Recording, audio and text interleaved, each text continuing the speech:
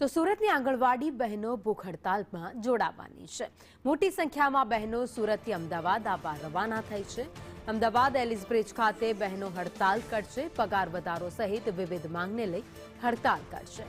માંગ નહીં સ્વીકારાય તો અમરનાથ ઉપવાસની પણ ચીમકી બહેનોએ આપી છે।